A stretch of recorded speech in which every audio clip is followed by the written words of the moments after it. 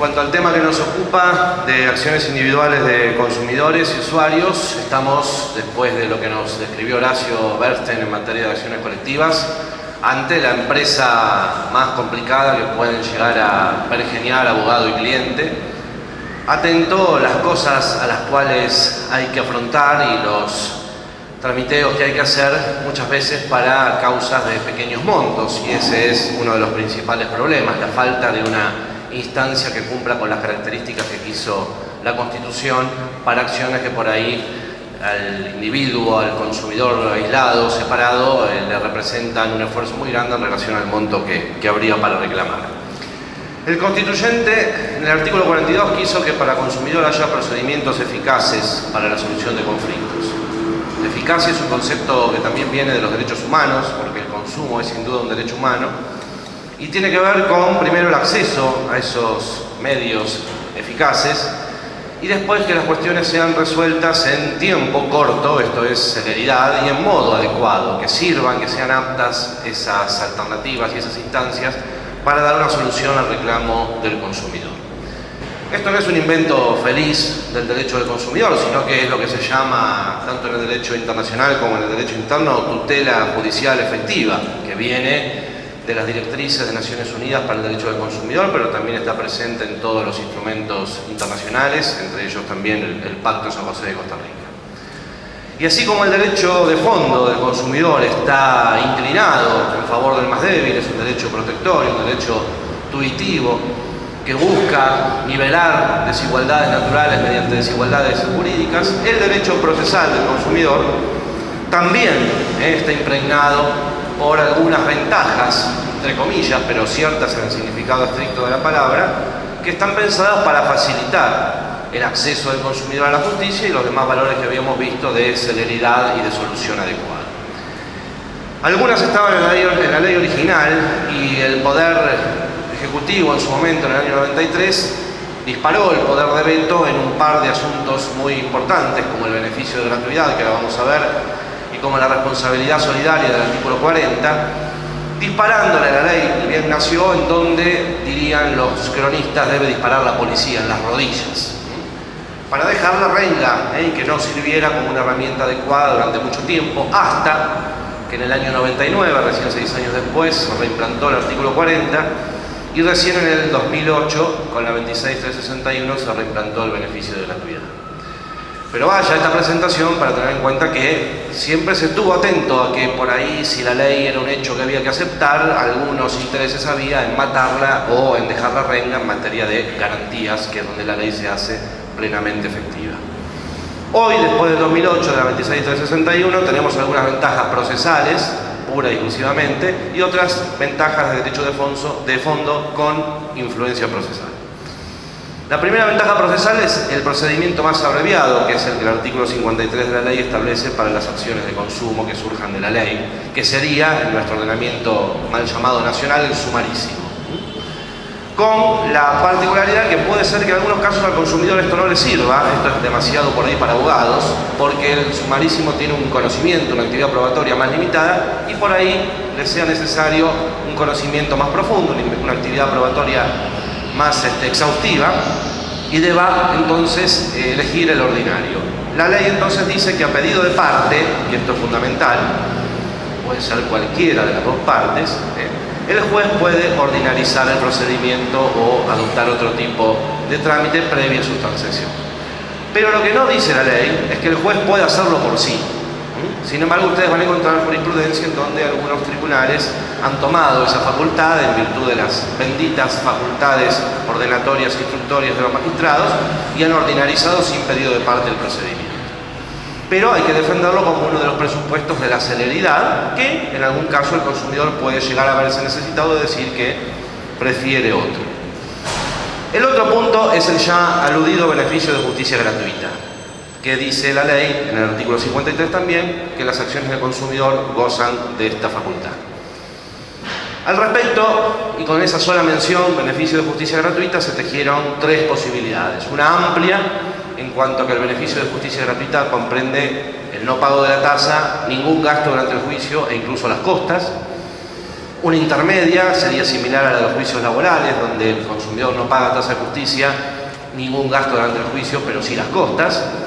Y una restringidísima que lo reduce a un beneficio de litigar sin gasto ya concedido y solamente el no pago de la tasa.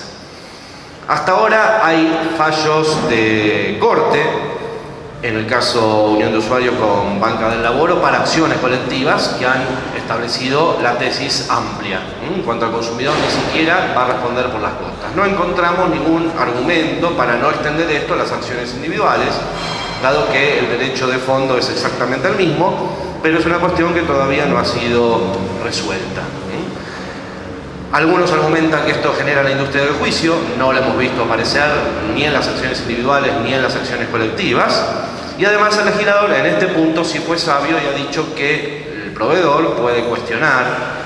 el beneficio en cabeza del consumidor y mediante un incidente probar la solvencia del consumidor y por ende privarlo de este beneficio. Con lo cual, sabiamente insisto, el legislador puso a cargo de las mismas partes litigantes el control del uso de esta ventaja para que no se convierta en aprovechamiento. El otro principio que establece la ley procesal es el de las cargas dinámicas de la prueba, que claramente dice que el proveedor debe prestar la colaboración necesaria para el esclarecimiento de la verdad, de la búsqueda de la verdad objetiva que persigue todo juicio. Esto no exime al consumidor de ninguna actividad probatoria, sino que él debe probar la relación de consumo, debe probar los elementos constitutivos del daño, si reclama daños y demás, pero sí atiende una realidad de los procesos en donde muchas veces el otro lado del mostrador, el lado del proveedor, es el que tiene todos los elementos. Cuántos reclamos quedan apenas registrados verbalmente o con un número de código que nos dan.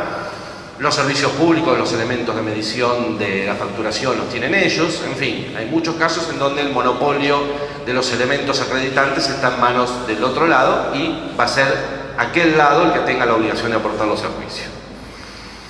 También está, para facilitar las cuestiones, la carta poder como forma gratuita y rápida de acreditar la personería o otorgar mandato por parte del consumidor sin ningún tipo de gastos. Y con eso terminamos el pantallazo sobre las ventajas procesales. Existen otras ventajas que vienen del derecho de fondo y que tienen influencia procesal, como por ejemplo el Instituto de la Prescripción, el artículo 50, que desde el 2008, porque antes no lo decía, claramente dice que las acciones que surgen de la ley prescriben a los 3 años, clarificando un punto muy importante. Y por el otro lado establece el principio de norma más favorable cuando el asunto verse sobre algún servicio que está regulado por la otra ley y que tenga un plazo por ahí menor, se va a aplicar el plazo de 3 años de la ley del consumidor en virtud de la aplicación del principio de norma más favorable. Esto ha sido tomado por la jurisprudencia según los casos de diferentes maneras. La Cámara Civil, en el plenario Sáenz González de marzo del 2012, para el transporte terrestre, que tiene plazo de prescripción de 1 año, dio un fallo plenario en el cual estableció que si en el caso donde se aplique la ley del consumidor a un tema de transporte terrestre, se va a aplicar el plazo trienal previsto en la ley de defensa del consumidor. No es la misma posición de la Cámara Comercial Nacional, donde para el caso de los seguros las salas están divididas, y hay algunas que entienden que si hay una relación de consumo en el contrato de seguro se aplica el plazo de 3 años. Tengan en cuenta que la 17.418 tiene también un plazo de 1 año, y otras salas que están recogiendo el principio de norma más favorable como entendemos que legalmente y una sana interpretación corresponde. En su caso no es un instituto que provoque grandes desastres, es simplemente darle más o menos tiempo al consumidor para decidir si inicia una acción o no. No creo que vaya la vida, ni el desenvolvimiento del mercado, ni la bolsa de comercio, ni ningún interés neurálgico de la economía argentina en hacer aplicar en este caso la norma más favorable al consumidor. Por supuesto, en el proceso del consumidor también van a regir los principios protectorios de la ley. Van a encontrar ustedes mucha jurisprudencia que va a ser aplicación del indubio pro consumidor,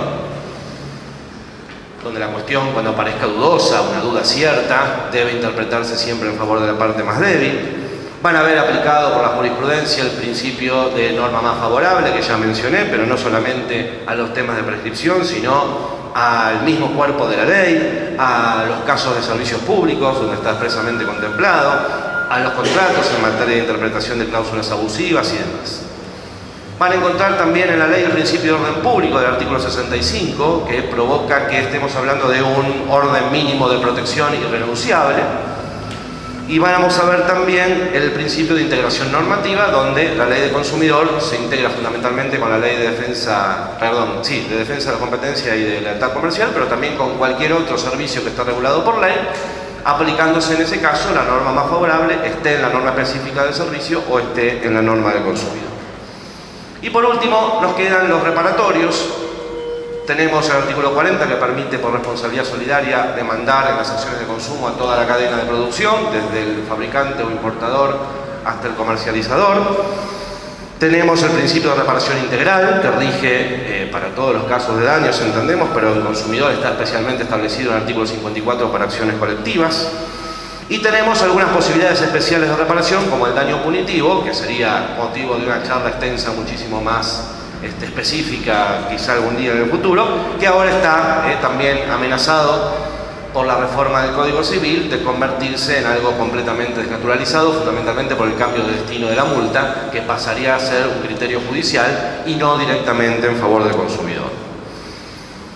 En suma, pese a todas estas ventajas, creo que cuando el consumidor individual se tiene que meter en un juicio, y también su abogado, que es el caso que me incumbe personalmente, se embarca en una aventura donde su caso va a parar a una justicia, sobre todo si es la comercial, saturada de otras cosas, de la patria concursada, de la patria ejecutada, de la patria quebrada, y no alcanza a obtener ahí una satisfacción, por lo menos en materia de celeridad, que sea la que el constituyente quiso. ¿Qué se puede hacer en la ciudad? Esta es la casa de legislación de la ciudad. Bueno, tenemos el gran impedimento de la ley Cafiero y aquella creencia de que tienen que ver con los intereses del Estado Nacional, que conserve la nación la justicia que aplica derecho común, civil y comercial, de lo cual nunca me pude directamente convencer.